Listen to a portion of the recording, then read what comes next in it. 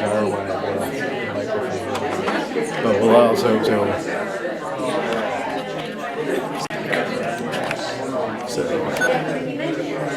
recording, so it's going to record in the SD card and live stream at the same time. And the recording here. That's the most crucial, right? Because this is giving me that nice mix, so that's all the charge right now. People are watching This is actually a lot of that. You can see I have to do this a couple times before I get the hang of it.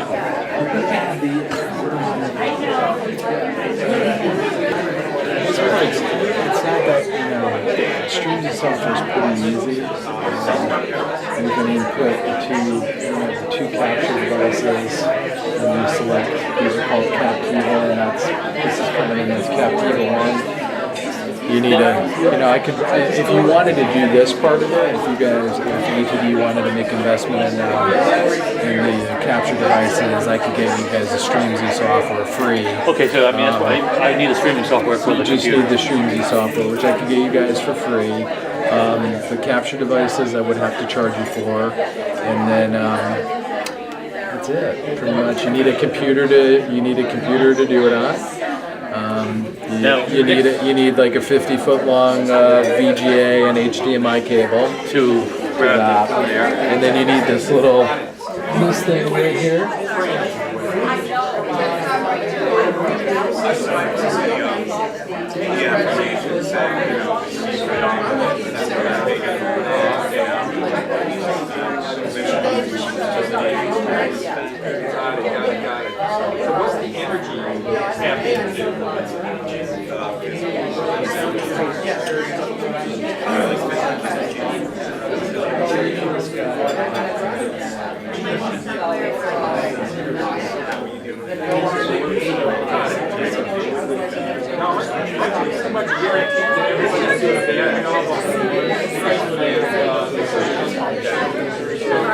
No matter what.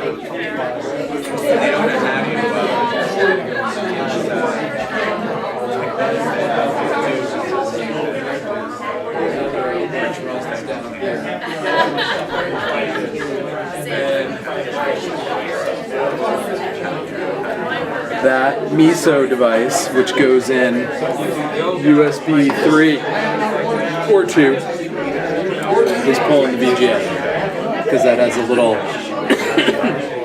dongle that comes out for VGA.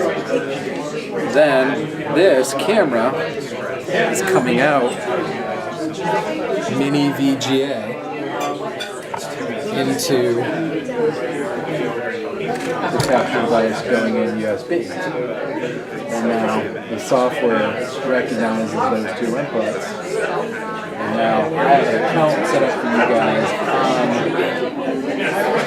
on Vivos, and that's your live stream. So then the Streamzy software will record it locally, and then as a backup, I always record to the camera as well. Now, if it records to the camera and something goes screwy with that, we use the mixed input. But the cool thing is when the software is awesome because when you're shooting a camera at a screen, it just never looks as. The guy who does the 5 minutes telling you we're going to record him also? Yeah, oh yeah, I record everybody. And so whenever, as long as somebody's got their VGA plugged in, other than that, it's pretty much smooth sailing after that. Okay. Other than little glitches like I could swear I've been in auto mode and that display hasn't shown up. So I have no idea. That's just a weird thing. I need to double check tomorrow and figure out exactly. But yeah, it's just not a big deal. And like I said, I used to plug into the amp here, and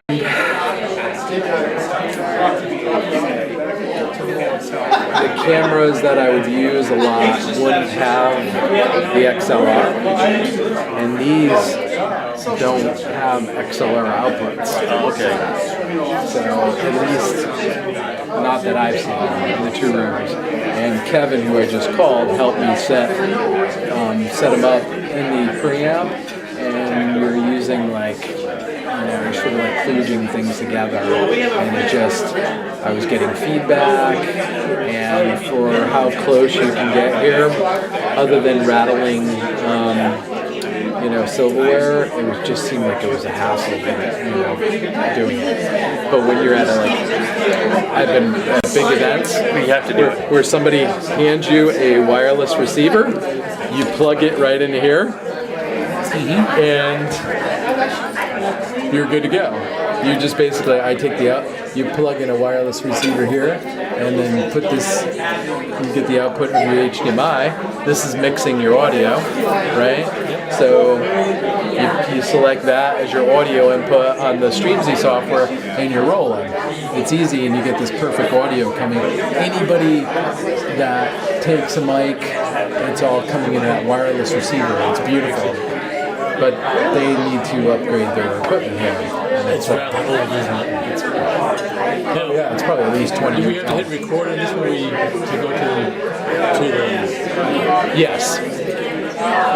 and that's I'm pretty sure that this does not have a internal hard drive. okay.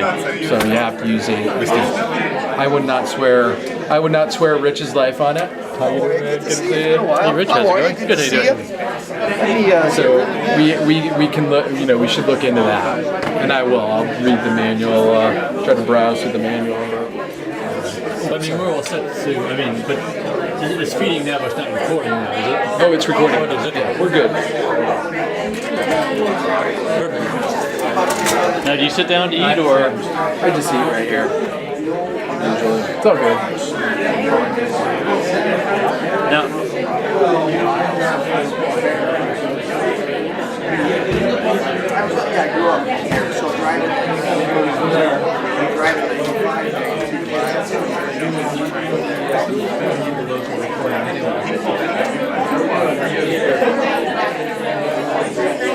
It has been a while, hasn't it? I don't think I did. no, because you were out the first time. The second time, the guy didn't want to be recorded. The third panel. 5 tables, and that doesn't. Okay, in November, October was the networking part. Then Chelsea got you on the recording. Yeah, it's okay. It's crazy. I don't even know what happened except when they did December. I guess. Crazy busy, that's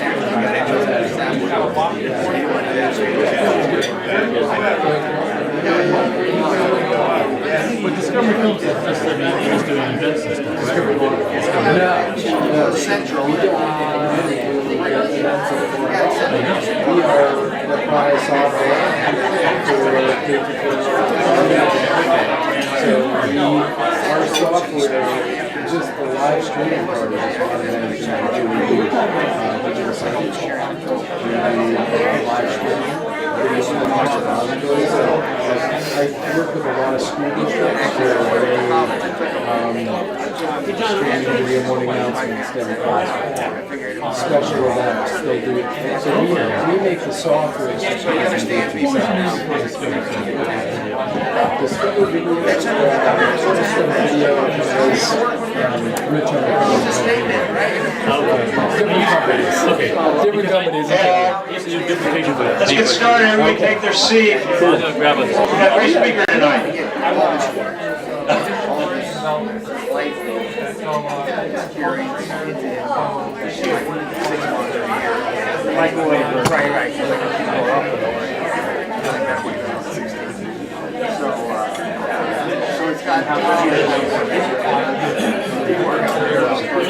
I've got 5 ideas.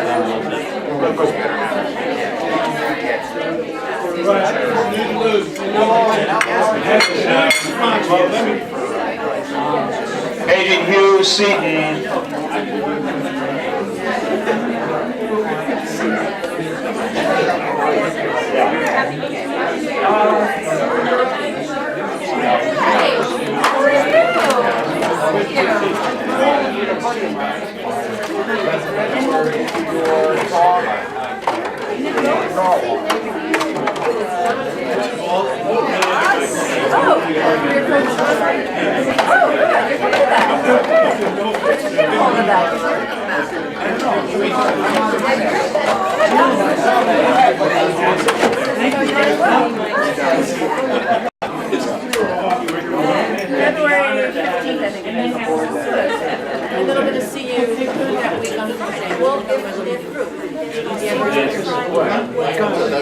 Good, got it. Yeah, Maduro. The other one's good. You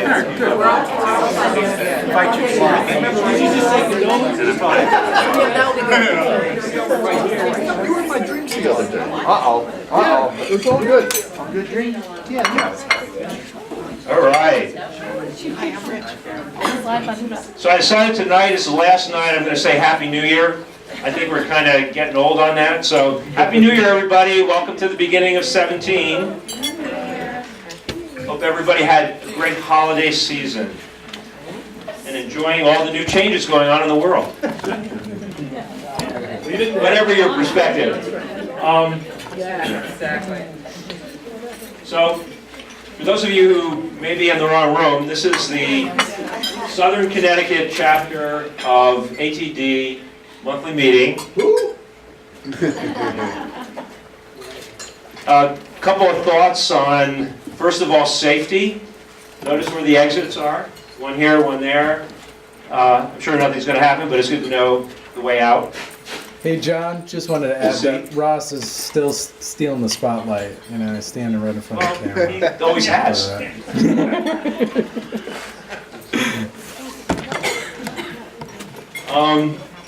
A couple of comments about networking. The purpose of this meeting is to have a very comfortable setting where nobody's necessarily pitching one another, but nonetheless building relationships that can be used over the course of time to build your own capabilities as an individual consultant or corporate practitioner. Everybody in this room has expertise and talent and capability, and every single person in this room can be a resource to each and every one of you. So that's networking. None of this happens without this group of board members, all of whom you'll notice all should have little blue stickers on their name tags. I want to do a particular shout out because you all are going to be really excited at the work of our programming committee. Martha, Steve, Gavin, Anna, when you see what's coming down the pike, folks, in terms of the programs these folks are putting together, unbelievable. Starting with Rick tonight, unbelievable. I can't believe how excited I am, and that we are already almost mapped out for the year. Just locking down a couple of days with a couple of people, unbelievable. Power membership and local membership. We're actually looking at some possible deals that we might be able to strike for those of you interested in becoming, for those that don't know what a power member is, it's a person who joins both the national organization as well as the local organization. And power membership has a lot of advantages, as does local membership.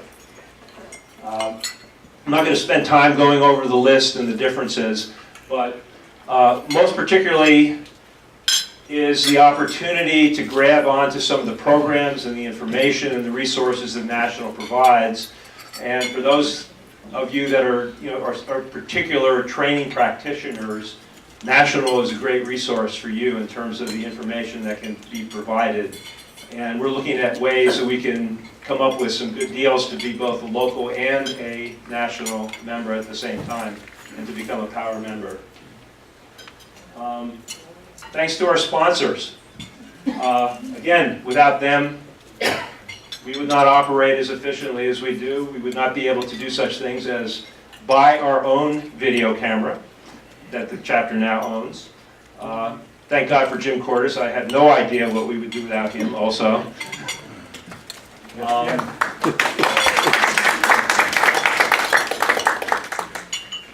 But again, sponsorship has its privileges, and any of you out there who ever have an interest in being a sponsor, please approach a board member, myself, and let us know because, again, this is a year deal, and it helps keep us operating. Coming up in March is the New England Area Conference. This is going to be so interesting. I didn't grow up as a trainer, But what's going on in the world of work today is disruptive. Everything's changing, and the theme of this year's conference is how training, how development, how talent management can all address what's going on and the changes in the workforce. Ross is chairman of the design committee. I'm also on the committee. We're looking at some of the RFPs that have been sent in. Some of the people here in the room have already put some in. Any of you interested in being a presenter, please go to the website, and right on the landing page of the website is an opportunity to put in your own RFP, and hopefully it'll be one that we will be using at the conference in March. The conference is in Chelmsford, Massachusetts.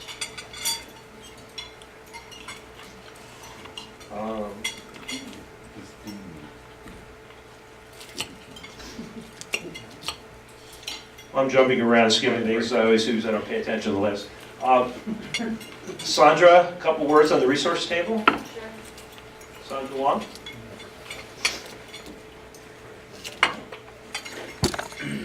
Good evening. We're trying to get some rejuvenation with our resource table. We have a table that we allocate back here, which is really for you, and you're able to bring items in to share with a group. So we have some new items. I really encourage all of you to check out what we have. You can certainly get information on being a Power member. There's information about the coaching ICF on the table, as I noticed. And take a look, because there's some new things there. And I encourage you all to bring items. If you do bring something, we'll have you bring it back with you at the end of the evening. We don't store it here at Norwalk Inn. But the whole idea is that we can share a little bit about each other in a way that's is very relaxed, and so we really would hope that you can do that with us in the future. The other thing I want to mention is that we really want to get to know everyone better, and John did a nice job of talking about networking, and part of that is networking here. The other part is networking when we're not here. So please follow us on Twitter, Facebook, and LinkedIn. So LinkedIn, we have a group, which is for, you have to apply to be in the group. I think most of you probably are already in the group. But Facebook, you have to like the page, actually like the page so that you'll get the posts. And if you like our posts, you'll get more of them. So tonight, we'll be putting a photo of our speaker up, and we'd love you to like that, so that's great for him to get exposure, as well as of our sponsor. So join us on Facebook, join us on Twitter and on LinkedIn, and thank you very much. Thanks, Sandra.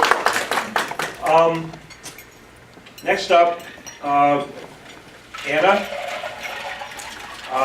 We have those of you who know or who go to the coaching community of practice have an idea of what the community of practices are. They're focused on kind of specialty areas, specialty learning, away from our monthly chapter meetings. And Anna and, is Jeff here? I don't think Jeff's here. Anna and Jeff Pataki, who probably many of you also know, have decided to put together a new co-op. And please. Good evening, everybody. The new community of practice is called very simply Learning Community of Practice, and our vision for this community or this group and the future events is to discuss topics that are in disruptive space right now. The era of disruption in the learning and development space, and we will be covering all kinds of topics ranging from adaptive learning to learning culture to emerging technologies in the L&D space, to new techniques or new methods, approaches in the instructional design space. And on the chairs, together with the flyer about the February event, there is this bright green page that asks for your input if you would like to participate in this learning community of practice. There are potential topics, and please check all the topics that may be of interest to you, and if anything else that's not on the list, please also write it down. And potential times and places of the meeting, whether it's in person in the morning or in the evening or via a webinar sometime midday lunchtime. And before you leave, could you please give this form back to us, either leave it on the table or anywhere, find one of us and That would be great. Thank you. Thanks, Anna. Next up, Gavin Pomernell is going to give us a little bit of info on next month's presenter. Great, thank you. Good evening, everybody. We got some. You'll see the flyers already on your chairs, so I'm not going to repeat everything that's in there. But if you imagine about change management, going really deep into about how people are feeling about an organization, how they're doing their jobs on a day-to-day basis, and being part of an organization that's done it in a very particular way for a long time. GE is going through that journey of changing in the way they go about things, going to what they call a digital industrial leader. So they're not going to just a purely digital business, but they're trying to combine the digital approach to the way they do things with their deep knowledge in their particular sectors. And so that means that the way they did things is changing significantly. The way people approach jobs needs to be much more in the moment and flexible. And so the speaker that we're going to have in February, Michael Leckie, is going to talk about how they're going about that.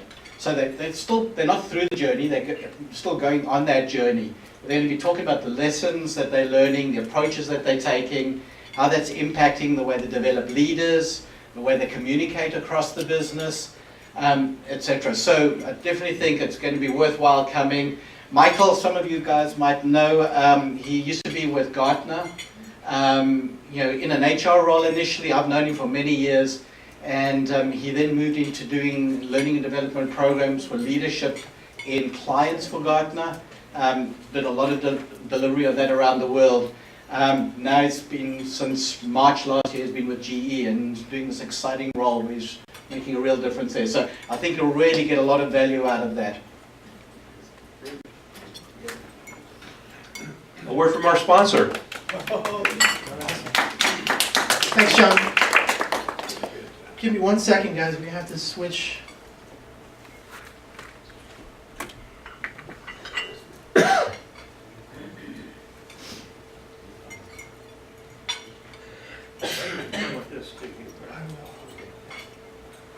Okay. Awesome, thank you. So some of you guys may remember, about a year ago I came and talked to you about how to block a slide. About Aquinas Training, my company. So I was talking last year about a subject that a lot of you know about and are concerned about. And actually, in the time since, my CTO is here actually. He has helped me to develop the products, and actually a new product I'd like to talk to you about today. So the first thing is, everybody knows we're here because effective training is more important than it ever was. In the past, as we know, everybody keeps talking about how change is accelerating and how it's leaving people flat-footed, and how do organizations change fast enough and keep up with it. At the end of the day, what's needed is continued effective continuous learning, as opposed to the one-off training that used to work in the past. That kind of got me going with Aquinas 2 years ago, in fact, starting with strategy cascading, and then just as I talked to more and more people, the need for this really became obvious to me. We know that today's workers also fear being left behind. So not only do they want you to train them, they want to know that you're training them a lot and you're actively worried about their capabilities and their own marketability, ironically. They expect ongoing engagement. One of the things that a lot of our clients talk about endlessly, I'm just going to walk over here, is employee engagement, and training is a big part of that. You guys have probably heard of what we call the forgetting curve, but everybody knows you forget things. This isn't news. And as you probably have noticed, often that's quite a steep curve. In the first day, you can forget up to 50%. It doesn't mean that you don't remember it. It means that you don't remember it when you need it. If you sat someone down with a piece of paper, they'd probably remember almost everything that you trained them on. But the thing is, how do you make it so that it's top of mind when people can employ it, when they can actually use it? What we found is, I mean, everybody knows this, is that a certain amount of what you teach actually gets retained and a certain amount of it doesn't. And the way around that is well, anyway. What doesn't get retained, or what doesn't get retained doesn't get applied. What doesn't get applied doesn't get learned. So how it was, dusty binders on a shelf. How many of you guys have seen this before? Right? I hope we get some ROI, right? You know you get some, or you wouldn't do it. But the question is, how do you make that case when people are looking to cut budgets or increase budgets? How do you make that case? We're all getting better at metrics. But the key thing about metrics is, what's your collection mechanism? What we're talking about, scheduled reinforcements. Highly engaging experiences, and that's the thing I'm going to talk to you about today a little more. Rich metrics after the workshop, so ongoing granular metrics, and a strong ROI case. So what we do at Aquinas is reinforcement across time, scheduled out by the trainer. So it's a white label solution. You take the content that you already have and flow it out over time. Beating the forgetting curve, creating what we're calling continuous learning. I don't think we've broken new ground with that name, but you get my point. Delivering it isn't that hard. The key thing here is technology. The hard part of technology is it makes everything move quickly. The good thing about technology is it also provides us with things that we can do to address that moving quickly. So what Aquinas does is first your content is converted into notifications. It's easier than most LMSs, very simple. We create a series of notifications across, let's say, a 3-month period. We guess that 90 days is a good way to go. Honestly, that's up to the trainer and up to the situation. Your content then gets repurposed. You don't have to create anything new, but you have the ability to create something new. That's really nice. There's no onus on you. You already know this stuff cold. But after the workshop, you can come in and say, all right, I want to make sure, maybe you're hearing from the client, whatever it might be, but you can add in new things. Then a notification, so on the left hand is iOS, I'm sorry, that's my dog. On the right hand side is Android, so pass it out. But all these are is mobile notifications. The point being is these are things that lightly remind you. Very early in the process of need finding and talking to some people in this room actually, we were told that people won't go to an app any more than they're going to go to a binder. But if you text somebody, they get a little bit annoyed. So a notification is a nice balance between the two. It's enough to get noticed without enough to get annoyed. That can then send you wherever you want it to go.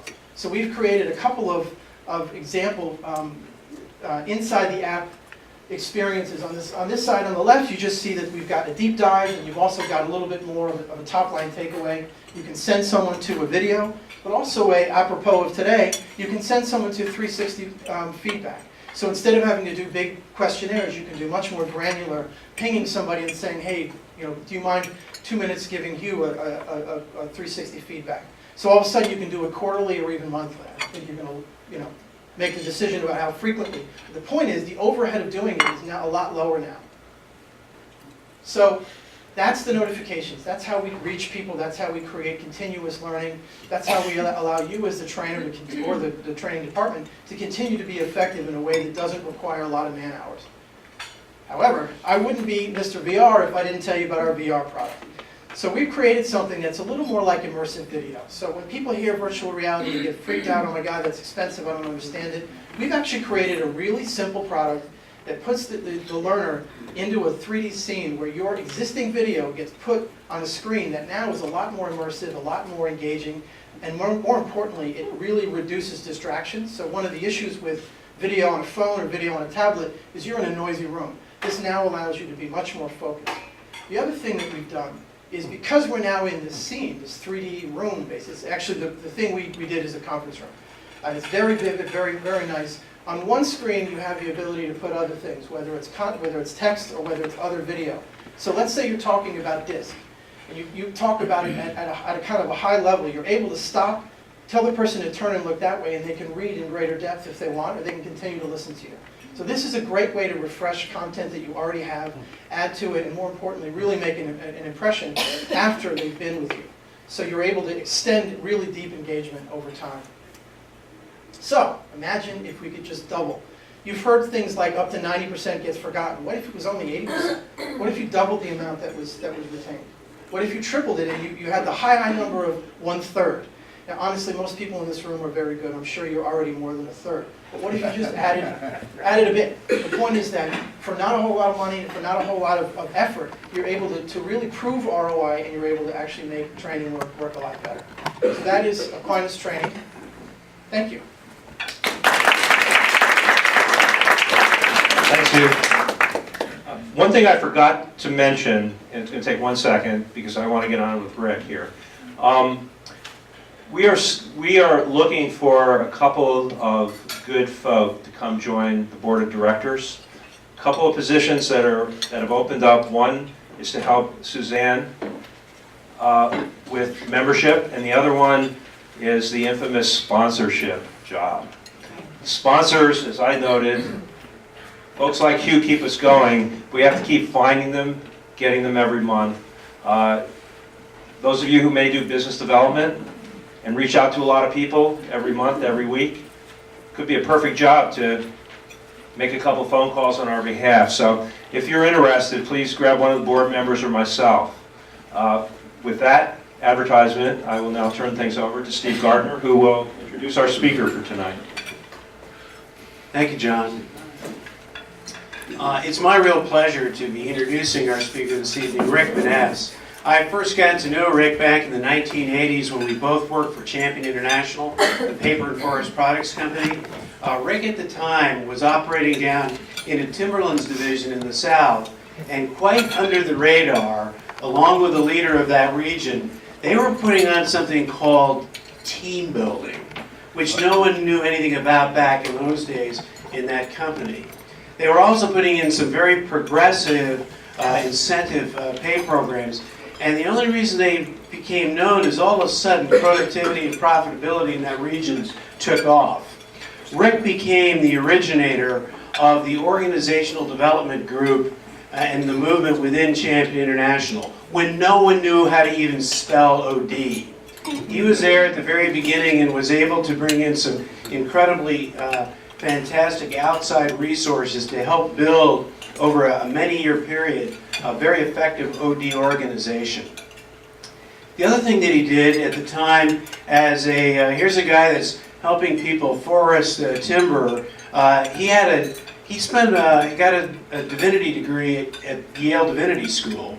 And so when he came up to the Stanford headquarters of Champion, the CEO at the time, Andy Sigler, a very tough, gruff ex-Marine who headed the organization for 22 years, had a mission for Rick, and that was to write a values statement called the Champion Way.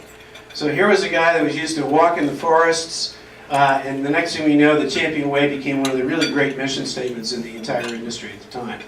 I was there watching Rick, and actually on a number of occasions in meetings with him when he took people who literally did not know how to spell the word facilitator become not just facilitators, but over a 10-year period become expert organizational development internal consultants.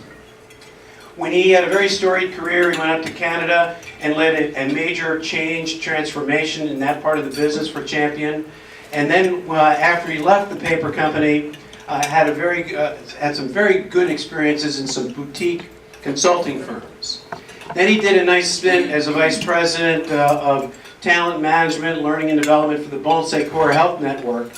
And during that period of time, he met some very interesting people.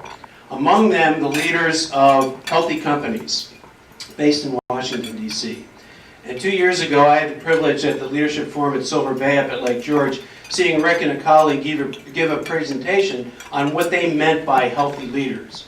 So tonight, Rick is going to take us on a little short journey through what does it really mean to be a healthy leader. And one of the things that, if you saw that little blurb that was put on our website, what I said, when I first saw their 360-degree feedback on healthy leadership, it was a little bit broader than anything I'd ever seen before. So he's going to give us a little snapshot of what that looks like. So it's my pleasure to introduce Rick Vanasse.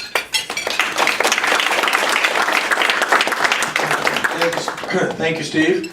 On the way to Norwalk, I was thinking back, reminiscing as we went down Route 7 to get here. In a few months, it will have been 30 years since Steve and I started working together. So time does fly. Thank you for having me.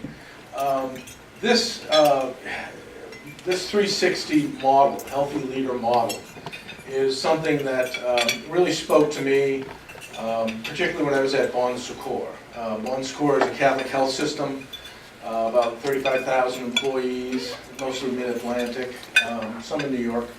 And they spent a lot of time working on being a whole leader, being a ministry leader.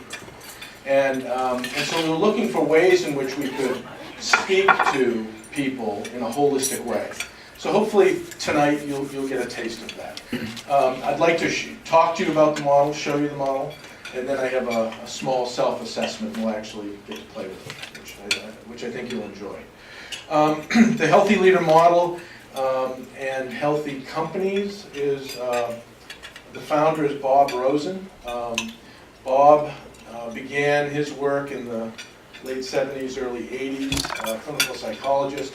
He had gotten a MacArthur grant and started studying what makes for effective CEOs, and started publishing back then, and he's been on that journey ever since. So he's worked with hundreds and hundreds of CEOs all over the world, written a half a dozen books, and this is really the culmination of much of his work, grounded. And this is really the heart and soul of the healthy leader model. It speaks to what he learned from these different CEOs and what it means to be a holistic, healthy leader. So hopefully at some point you get a chance to take a look at Bob's work.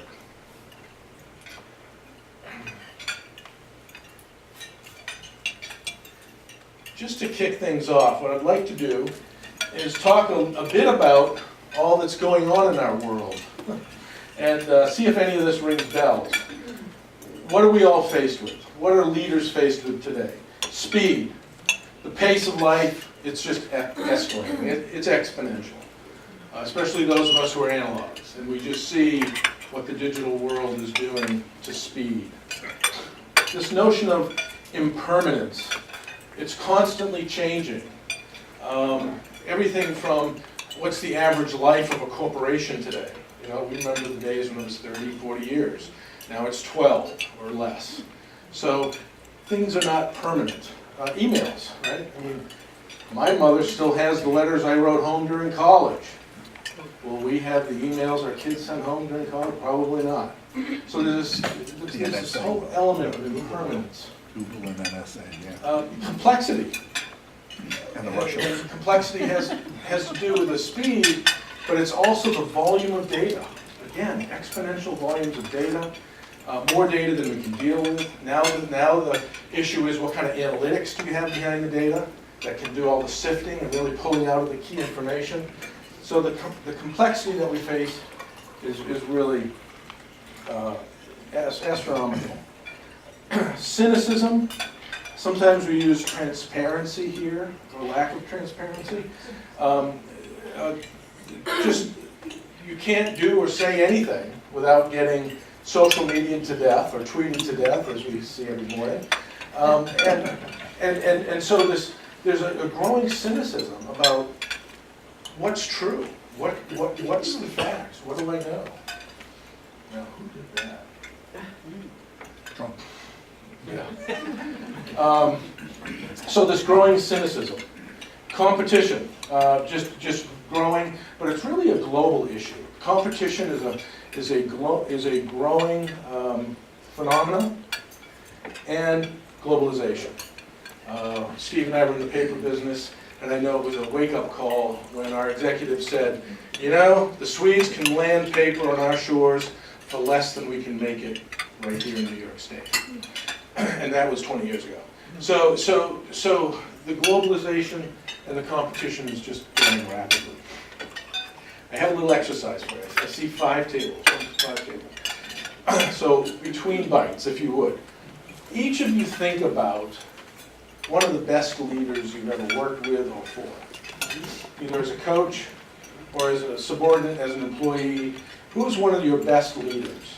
And I want you to think about 1 or 2 characteristics of that leader relative to the disruptor that I'm going to assign to your table.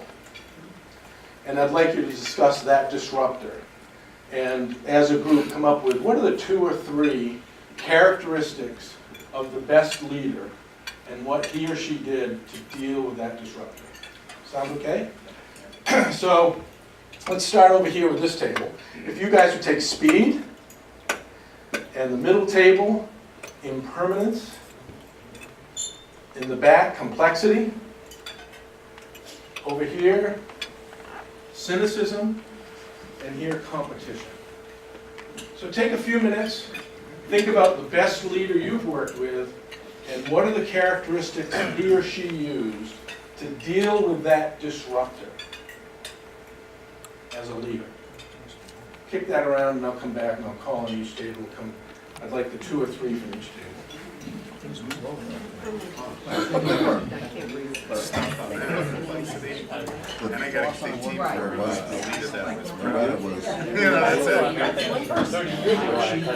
managed boundaries like nobody's business. So we had our organization, learning and development, she was a big part. So long ago, it was still called See the Guiding instead of Novartis. And what I loved about her is you knew when she was happy, you knew when she was not, in relation to you. And she was very competent and knew what she was doing. What she did, and sometimes they called her Darth Vader, you know, that's part of what she managed. No, she was tenacious and she could just figure out how to work that so that she could go in and tear things down to the base and then sort of build it up. So her ability to then transfer and understanding what's going on. We have a basis. In other words, think of a tree with the branches, no leaves, no flowers. She could do the tree. No matter what. So it made it really good as a leader because the complexity of the project that we worked on was so much less because she had gone in and done the hard work. He took his time with you. Do it forward and backwards. Basics. And could give us that vision and to get us going once. That's Take another minute. Boil things down.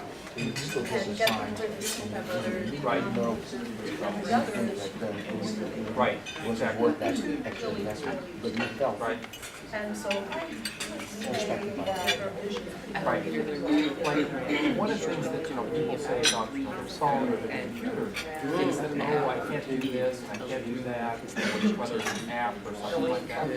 And to me, that's the app's problem, not the person's problem.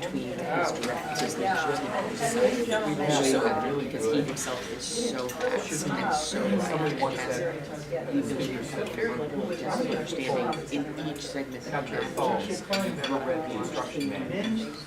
Nobody raised their hand because it's that simple. So that isn't Like for your car, you know the instruction manual. he knows he cannot manage Your oven, all the basic structure.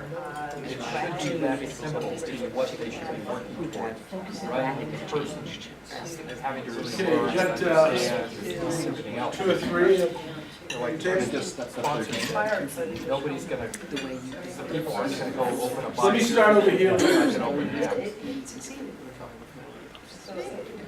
We start with the speed group. In fact, 2 or 3 characteristics from the leaders you discussed. Don't rush us. Still working. Slow it down. Can I come back to you? Slow it down. Can you come back? I'll come back to you. Okay, we had impermanence down here. Right here. You guys ready? Yeah. Sure. Okay. 2 or 3 characteristics. Being in front of the change, being optimistic, bringing in information from the client, being fearless, and being inspirational. Focused on the complete.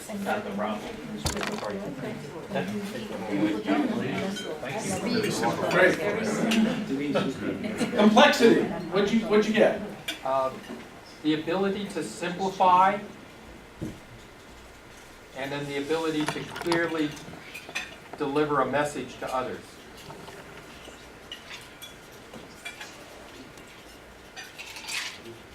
Great. Cynicism. Let's go get the cookies. The cynics. We were talking about a leader who was able to get everybody talking about what they really were experiencing in a period of a lot of change. So what they were experiencing. Yeah. And then another leader who does his best to consistently communicate what he can about the constant changes going on. Say that again? Consistently communicate what he can about the constant changes going on, so being as transparent as possible.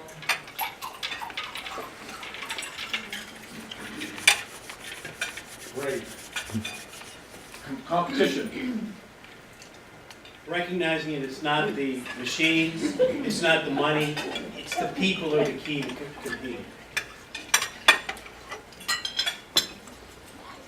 Yeah, we said also driving decision-making down into the organization and listening to all levels.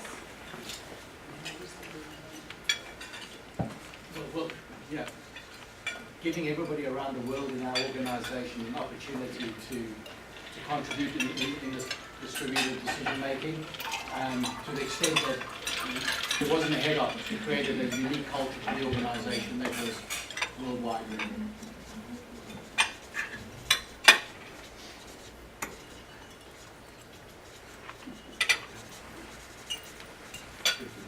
Great. And speed. So with speed, there were really three things. One is upskilling, where the leader made sure that he drove the development of skills in the group. The second was managing boundaries, so that you understood the field of play. The third was around, when you talked to that leader, you were the only person in their field of vision. And they could tie into what needed to be done and delegate, so you understood what you needed to accomplish.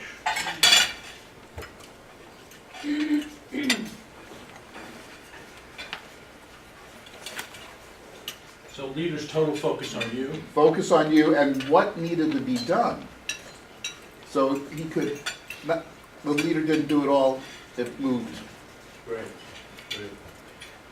Excellent. Thank you. Yes, sir. Isn't there also in this day and age where we have specialists that nobody feels a tie-in to the team or loyalty to a team? And so what's the characteristic of a leader to deal with that? The leaders that you've, the excellent leaders, what do they do about that? Charisma. They fire them and they outsource. Charisma. Yeah. They fire them. They blame somebody.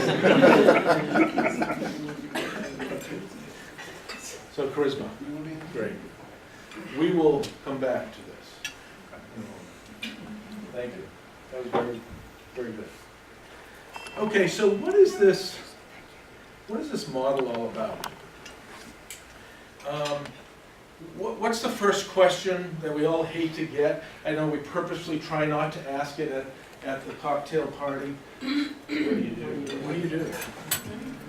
And, you know, it's, maybe we've done a good job in raising our kids, because my kids seem to ask that question less than we did, less than I did, which I think is a good sign.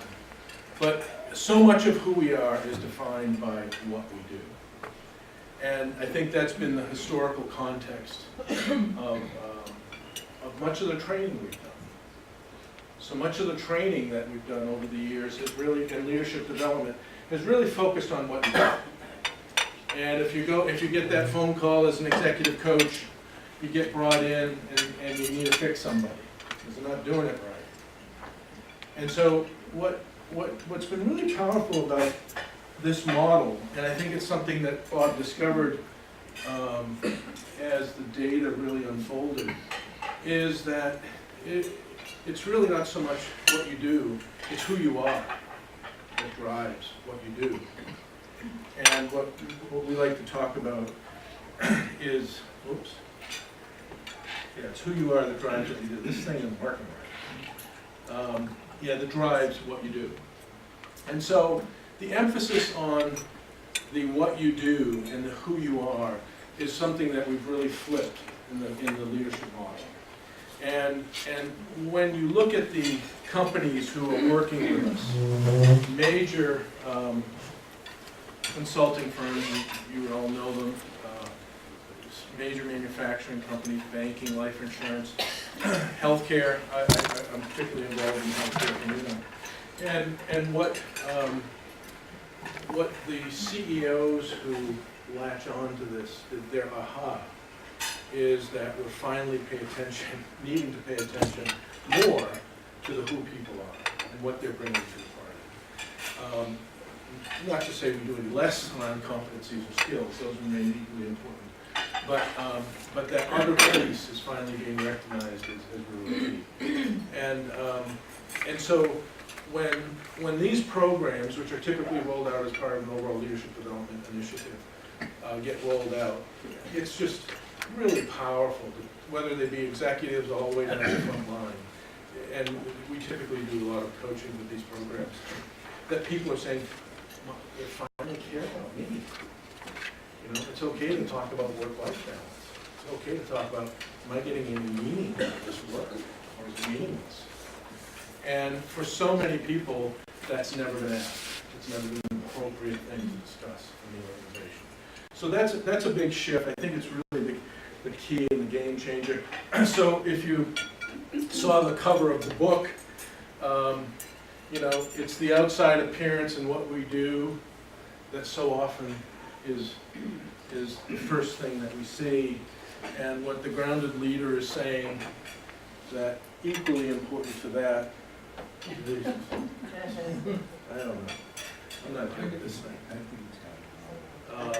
is the who you are.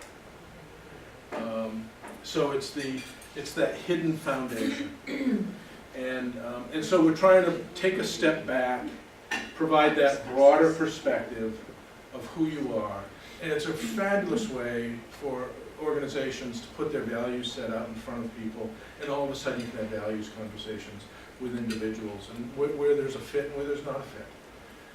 So what's been energizing about this whole instrument has been a very different kind of conversation.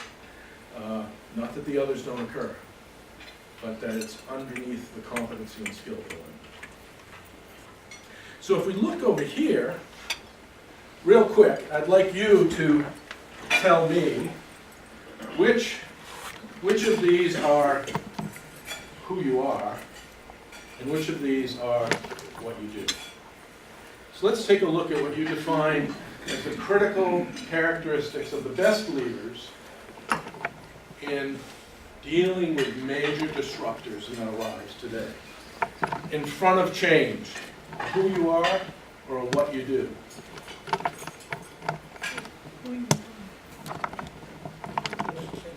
Kind of hard, right? Yeah.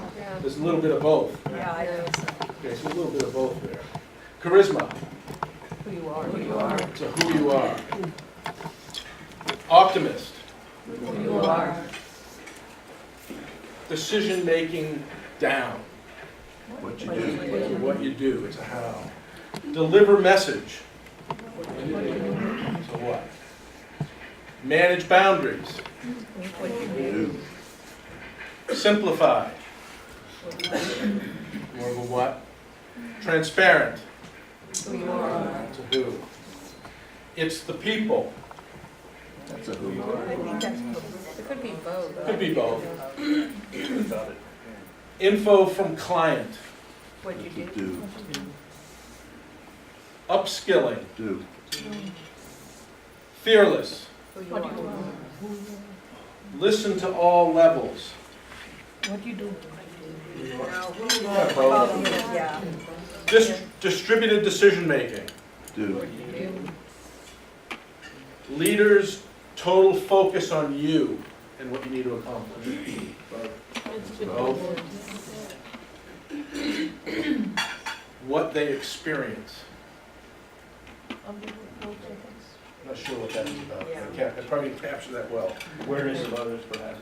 Awareness of others, yeah. Right, what the customers experience. So, do?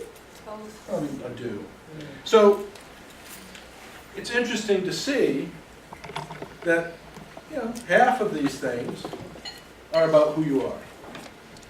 And how often have companies gone along and never had those conversations? Really haven't opened the door, given people a language, given people some tools, but most importantly, giving people the space to have those conversations. So that's really what's behind this model. Uh-oh, I forgot this. So any comments or questions about that? Make sense?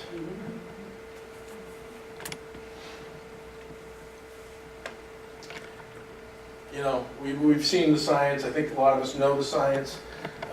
Biologically, the you know, inflammation that occurs through stress, the cellular activity that happens, the impact psychologically of dealing with complexity and not feeling grounded, not feeling whole, and being able to deal with things.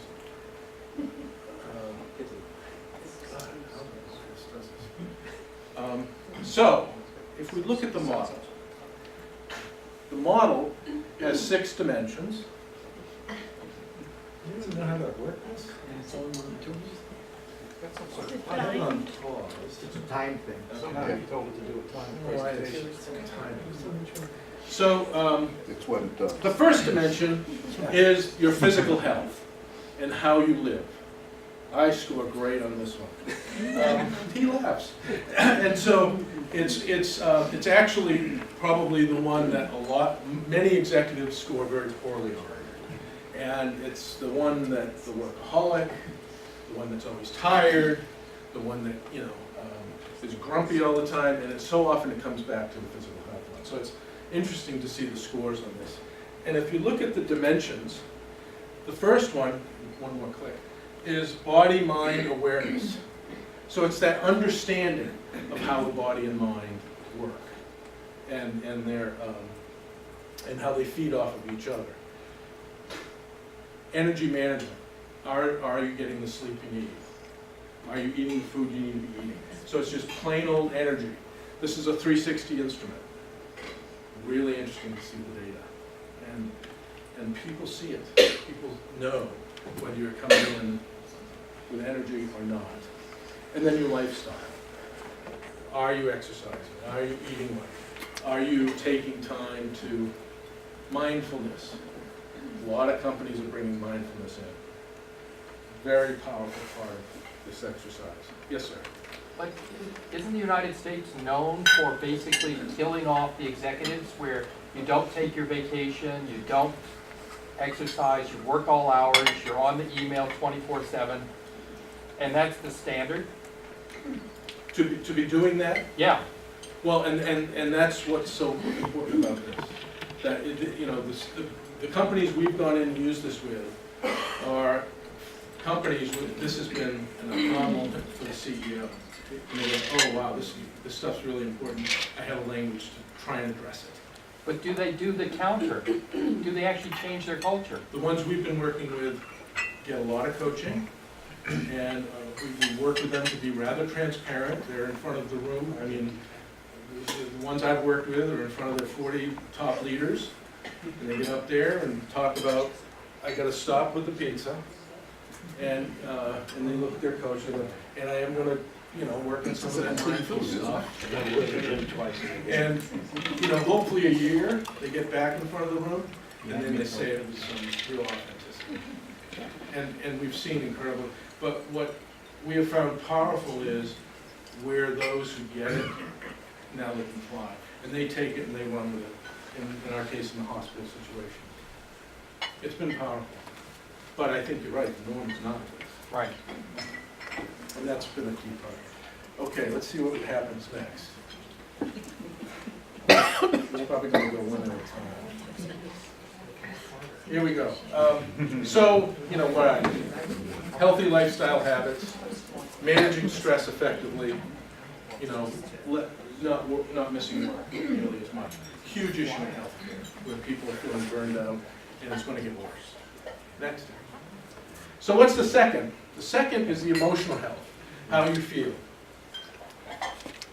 And the how you feel has 3 elements. Each of these will have 3 dimensions. The first one is self-awareness, knowing at your core how you're feeling, what are your strengths, what are your vulnerabilities.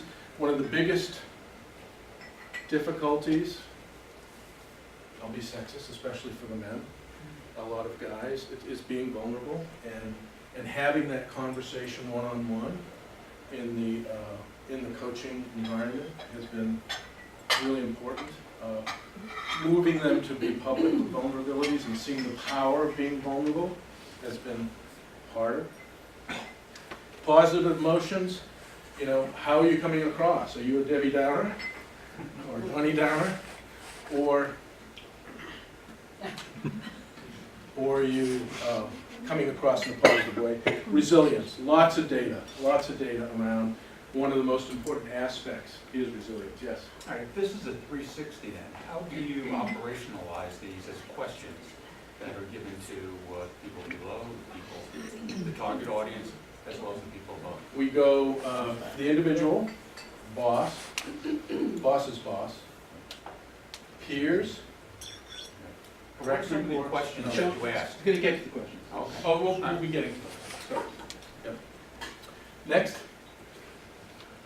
And leaders with strong emotions. Live with just enough anxiety, avoid negative thinking, conflict, low incidence of conflict.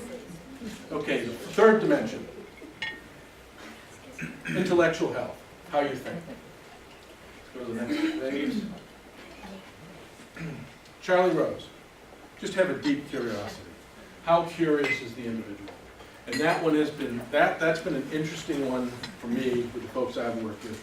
Some people are really smart, some people, you know, can spout things off, are really good leaders, but they don't show much curiosity. They're not interested in something outside of the area. They're not showing engagement with other people. An adaptive mindset. Are you open to the change? That's been really hard. Healthcare is a great example. Healthcare has had one business model for 60, 70 years. You go to Silicon Valley, they have a new business model every 6 months. And so when you go into healthcare, you talk about value-based payment models versus fee-for-service. As a business model, they say, what's a business model? What's that mean? And so to get people to even understand that there's a whole new business model at play and what a business model is and what that means to their leadership has been tough. So adaptive becomes a really critical part in healthcare. Paradoxical thinking, being able to look at either or versus both and. And getting that both and thinking oftentimes difficult. These two things go hand in hand.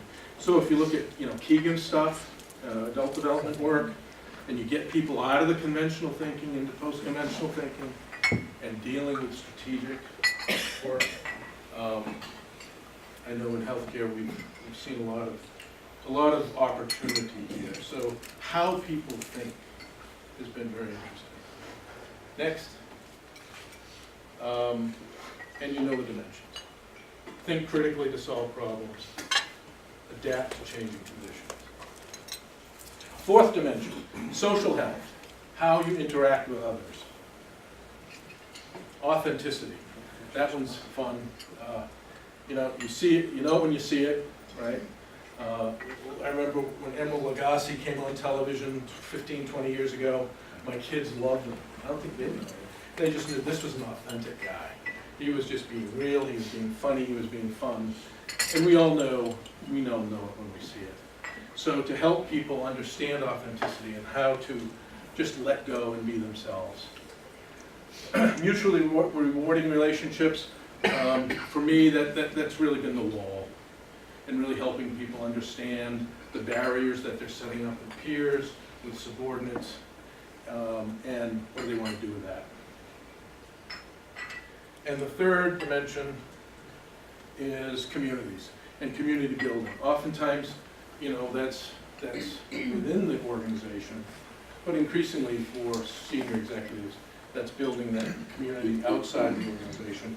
And that really notion of being part of a group, not the lone soldier. So that moves into the whole team building component. Build and participate in teams, see others' viewpoints, lead and follow others. Next dimension, vocational health, how you perform, what you do every day. So this is, we're setting the plow deeper and deeper with each one of these. And so this has been a really huge part of the coaching work that I've done with a lot of executives. And inevitably, we get to the conversation, why am I here and why am I doing this? And you go through the whole career counseling kind of conversation. But it's getting at understanding what they're called to do. And are their strengths match their talents? And oftentimes at executive levels they very much are, but maybe they're bored. And they're not getting the meaning out of the work that they're doing every day. The other part of the meaningful calling, is it balanced with your life? Great new book out called Designing Your Life. A couple guys at Stanford who is the most popular course out there. And they use innovation tools and apply them to your vocation and your life.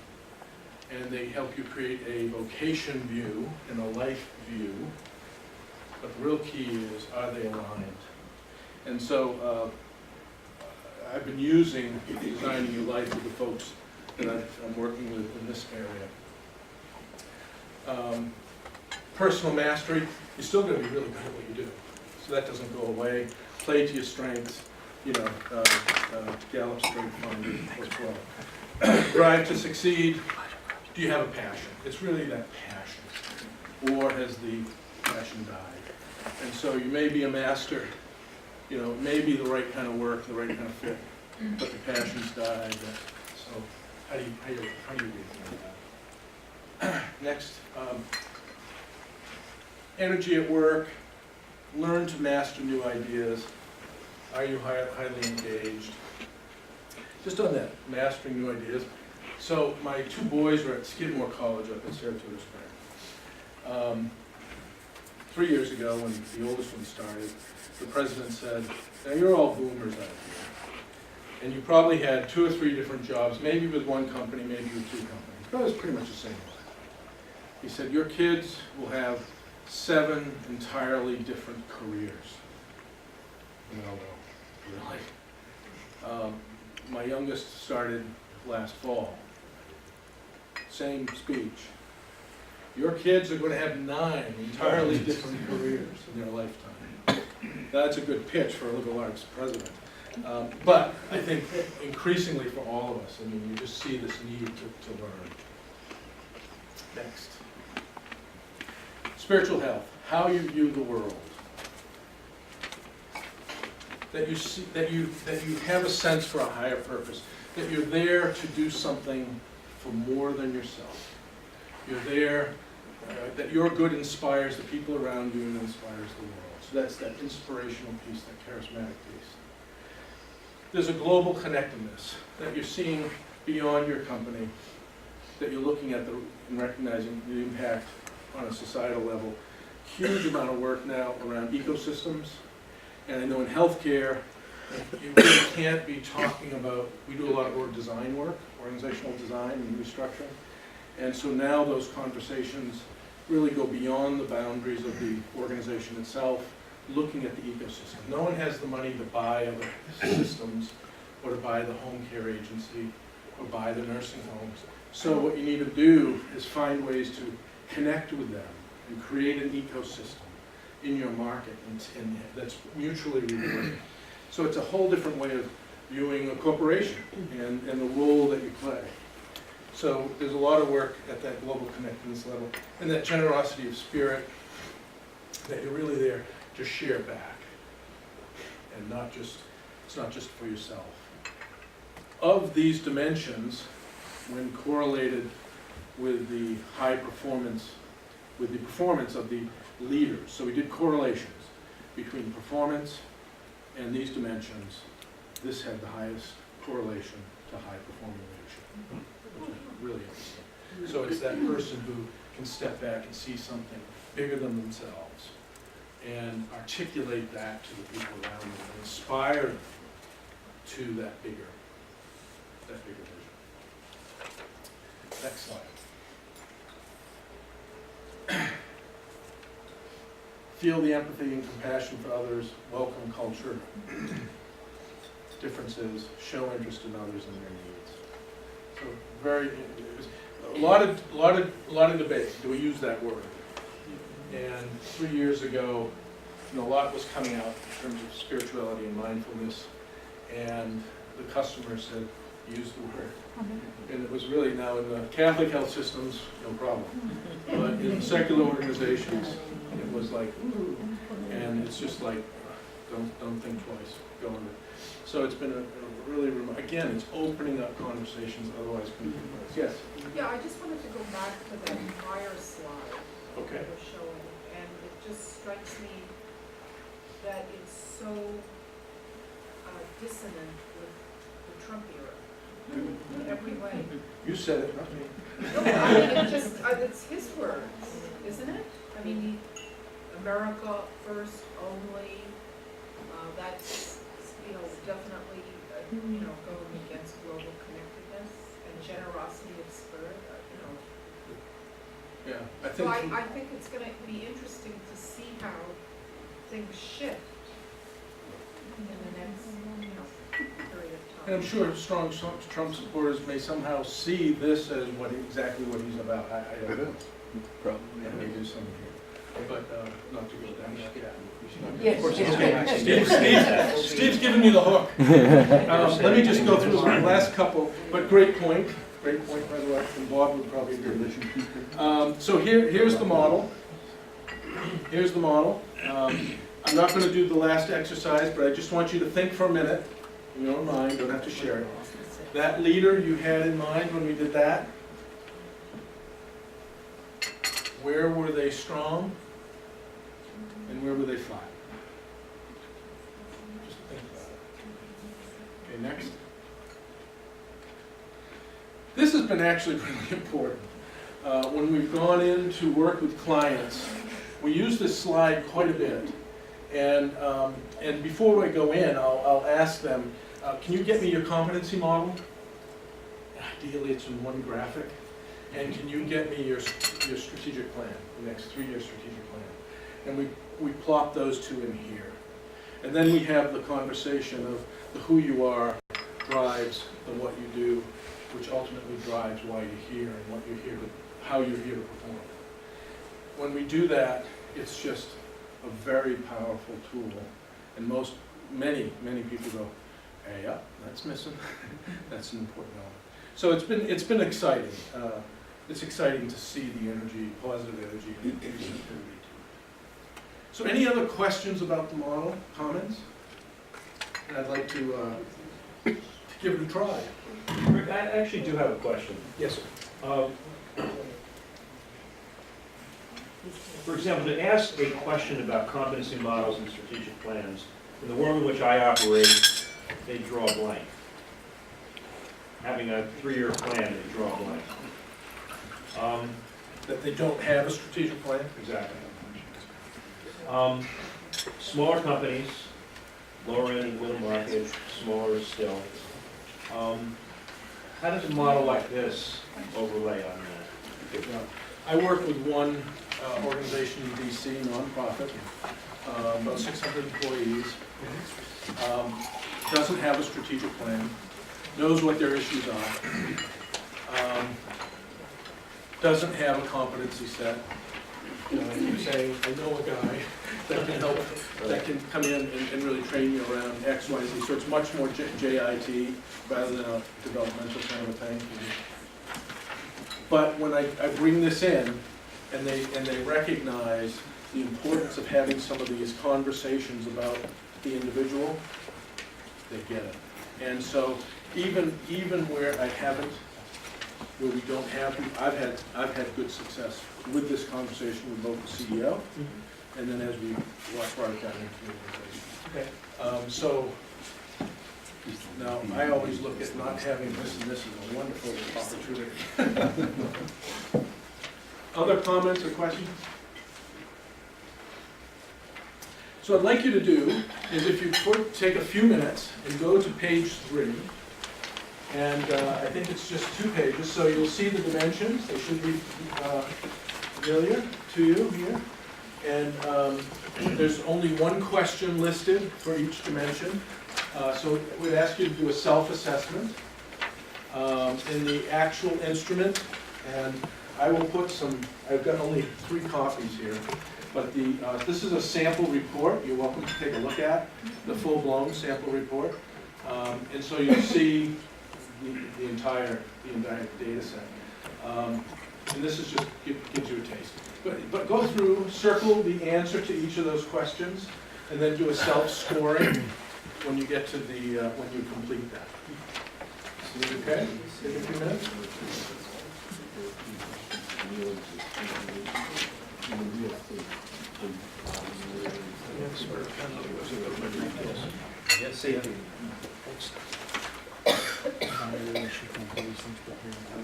That's all of them.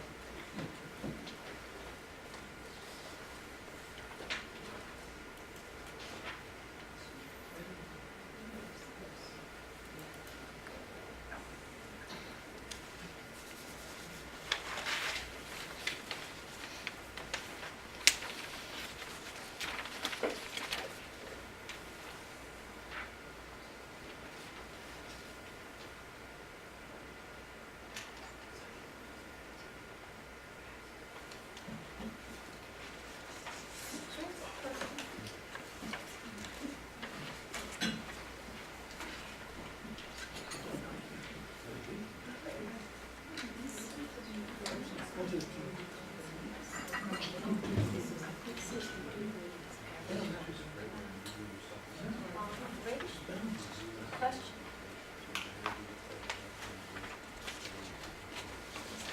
Yes. What do we do for the total score? Okay, so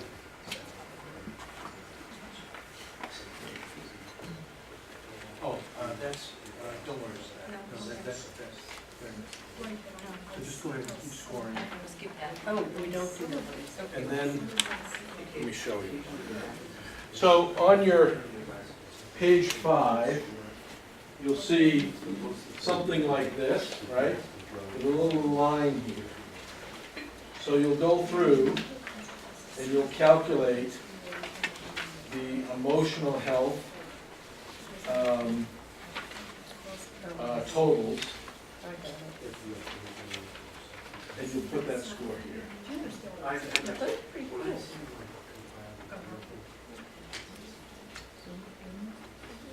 So you take. And then the same with the rest. And add them up. Right. Number, you put it here. You do that for each of the subcohorts, and then you go to these questions.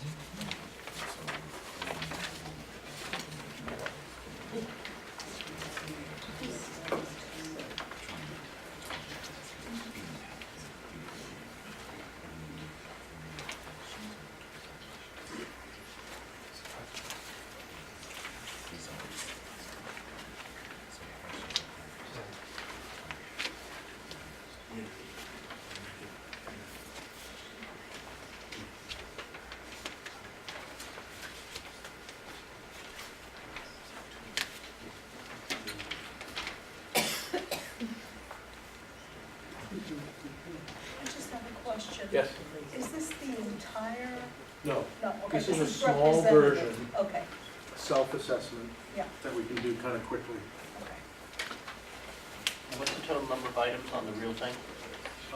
3 to 4 questions per dimension. So you have 1 question per dimension.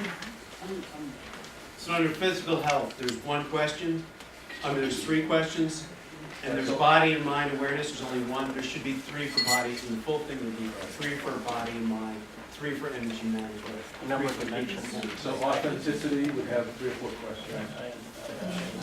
And then the number of dimensions on the formals, on the proper questionnaire, is how many? Right, three categories, right. But this is 18, yeah, so we're adding, these 3 categories. Right, right, okay.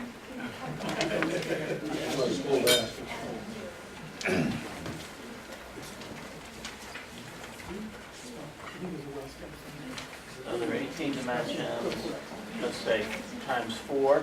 3. Times 3. Oh, they're all 3. Some of them are 4, most are 3. The under 60 items.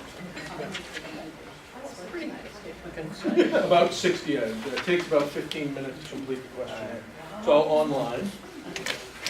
And so it's a nice instrument to, when you're working with someone, you know, you get the names of all those dimensions. Typically, we won't give data out if there's less than 3 in any particular grouping. But ideally, you get 15 to 20 people. It only takes them 15 minutes, 20 minutes to take the survey. And as the administrator, I can see who has and who hasn't taken it, and then we shoot emails to those who haven't taken it. Reminders. The system generates the report, then I do the interpretation.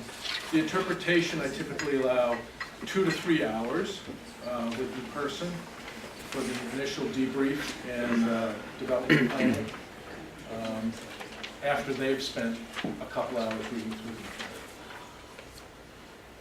Okay, has everyone self-scored? Okay, if you could go to the next page, so everyone should have a score up here next to each box based on their self-scoring. And if you could, just real quickly, answer these questions. What is your highest scoring health? Why is it high? Select your 3 lowest. Select your 1 lowest. What's your highest? Why high? What's your lowest? Why low? And have a conversation for about a minute with the person next to you, and then flip. So I'd like to have a little conversation with your own thinking. Why is it high? Why is it low? And a conversation with your neighbors.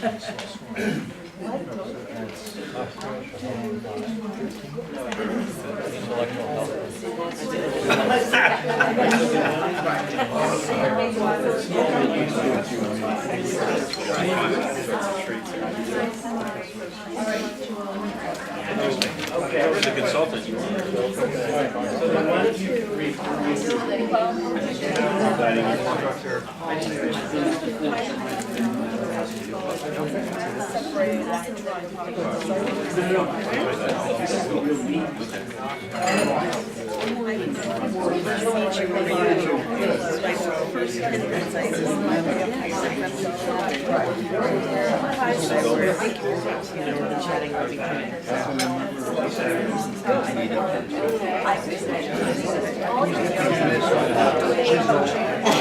Yes, that's right.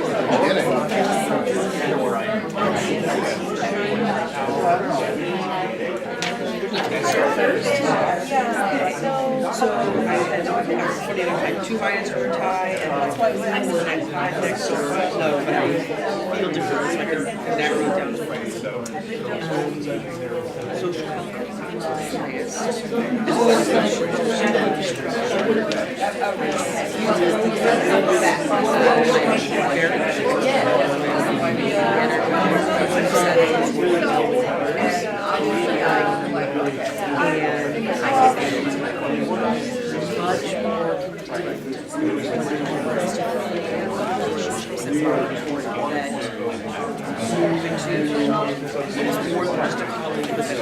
where I'm looking forward to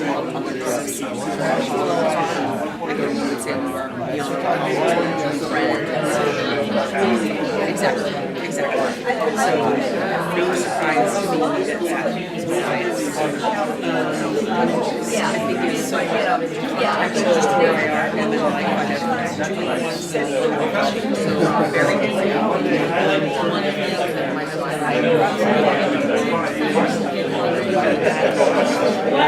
One of my things about it from my perspective, I don't even think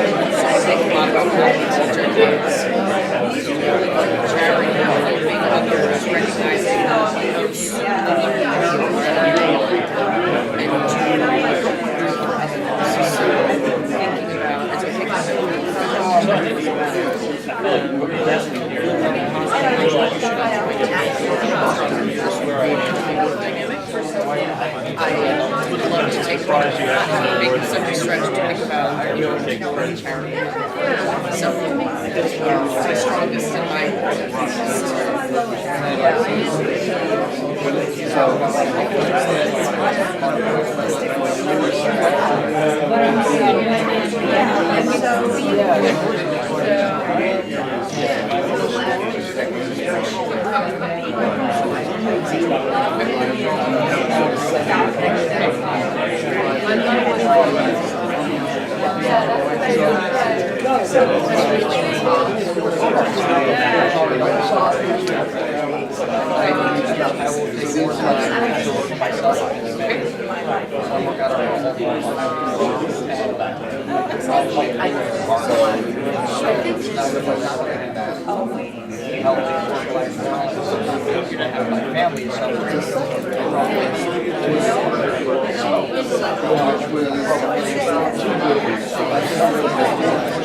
Say, I'm bored by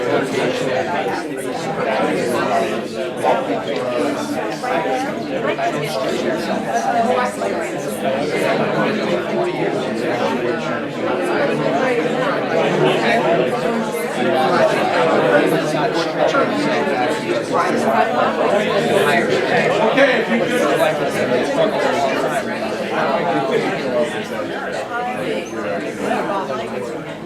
So I'd just like to open it up to the whole group. Time is clicking by. So what's your reaction to your score and to the experience of the conversation with the person next to you? And what's your reaction overall? Thoughts, comments, reactions? Anyone? Makes sense. Did it make sense? Were you surprised with the data, or did it kind of come out with that? Yeah, it does give you a map. Very good, but it's pretty good awareness. One thing that we compared each other. Yes. I'm new in a thing, and some of my colleagues are further along in the thing, and it feels like what came out as a strength was very much a figuring stuff out thing for me, and I'm at peace, and I know what I'm doing for people that are further along. So I wonder if one of the ways that this might sometimes show up is what you're focused on and what you're spending time on and where you are in kind of the development. I have no idea, but it feels like that's what happened. No, I think that's really great. What catches people is how people, like with any 360, right, all of us doing, how we assess ourselves versus how others see us. And, you know, a good chunk of the time, right line. But it's those 2 or 3 that are, whoa, where are they coming from? Why is it that way? So, and then there's the development. Yes? And I think just the overall, just different wording and language that's used for questions and putting it in different dimensions. Yes. You yourself in a different dimension of listening to your own self. Yes. Just looking at yourself differently from more common 360 types questions. I think what you just said is what this is all about. This is a language introduction. This is a space conversation that we typically don't have, that most instruments don't move you into. It's kind of simple, and it's kind of simple, right? I mean, what's nice about it, it's pretty self-evident. It's kind of an easy instrument. It's not like leadership circle that you're going to really have 3 hours of heavy-duty analysis. But as a coach and in development planning, it's just amazing how deep you can go with this thing. Much deeper than a lot of the others. So when you said about the difference between your self-image and how others see you, yes. So how does this approach gather how others see you? This is a 360 instrument, and this is the actual instrument here with a sample report. And so you'll get data back on every dimension. So this is authenticity, and each of the 4 questions for authenticity are listed. Your self score is a star, your boss's score is a box, and your peers are scored across the box. So it's different data points. So they answer the same questions about you that you answer. Correct. I got you. Rick? I assume as an applicant, this is an online assessment that then automates the results, right, et cetera. So this is an example of the automated results, and it even gives some tips at the end in terms of where the high scores are, where the low scores are. some recommendations for dealing. So as a coach, it's a nice instrument. It's a nice package. It's nicely packaged. It's in a pretty binder. Actually, you get a whole 3-ring binder for the client with a lot of data behind each of these things, and then you can work the development. Can you just talk to the validation of the instrument?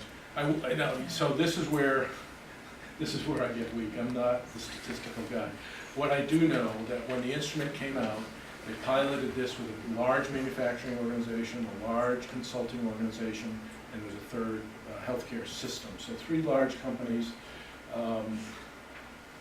In the healthcare system, there are upwards of 300 people, and the others, so it's probably a couple thousand people.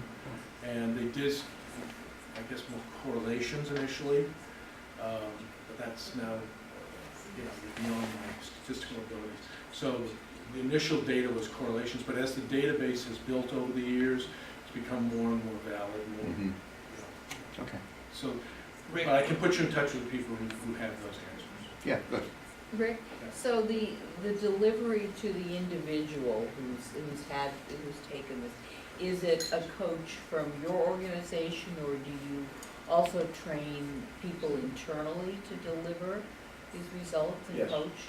Both. Okay. So if there are internal coaching folks, we will do a train the trainer with them and get them certified to deliver this. Like all 360s, right? So for the senior executives, typically they bring in externals. This is it quickly gets into a lot of personal stuff. Right, yeah. And so it's, that's one of the nice things about competencies, leadership, you can be objective. Yeah, I mean, when it's the you're advantage moving of having the very external, quickly yeah, sometimes, into yeah. the family, into the work-life balance stuff, into the meaning of work for you. An internal has a harder time for senior people. Is it the same assessment regardless of level within Yes. an organization? Right. We've used it with executive all the way down the front line. We do a lot of work with physicians, and so we started playing with a different physician model, but ended up coming back. So we got another cohort starting in a month, and I'll get another 5 high potential docs, and the docs love this thing. It's a really powerful thing for physicians. I think we have time for one more question, and then, or no, no more questions. No, we have time. One more question. One more question. Is it different across cultures? Good question. I know the instrument's been used in Europe. I don't know about beyond that. So that's a great question. Great question.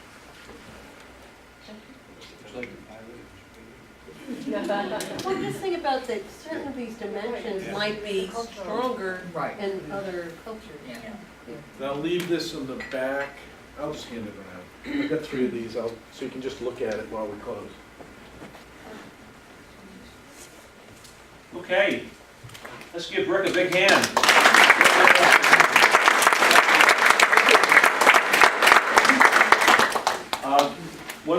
Two pieces of housekeeping. Anna left a survey on your tables. Please fill out. And secondly, you can't leave. Michelle will not let you leave the room if you don't fill out the evaluations. And if we can get, we'd like to collect business cards. We've got 1 copy. I apologize. I wrote my name in it. But if you don't mind having my name on it, this is an unread copy of Bob Ross's Grounded. It is an excellent book. I have one over there that I really marked up. This one's unmarked. And I read so. Just drop off a business card in. Michelle's got the can there. Drop in a business card. The tin. Whatever it is. This is also a raffle for a free meeting, so if you'd like to drop some business cards in here. Raffle for the book and the meeting.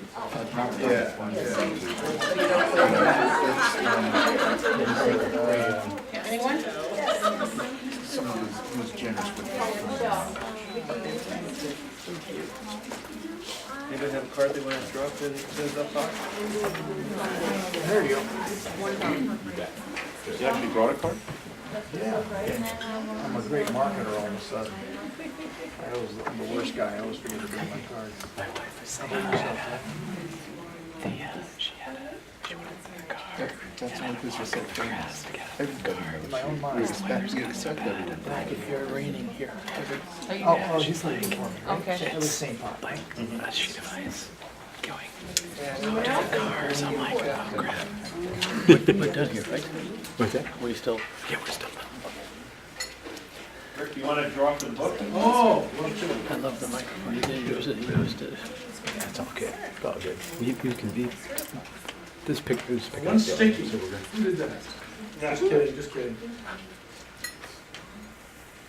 Chad Senate. Chad. Hey, all right. There. Hey, we have a winner. Excellent. Again, Congratulations. Thanks very much. Tom Scally.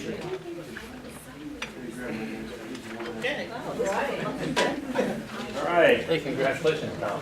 So that's it for tonight. Please fill out those evaluations and thank everybody for coming, particularly on this lovely, lovely night. At least it's not snowing yet.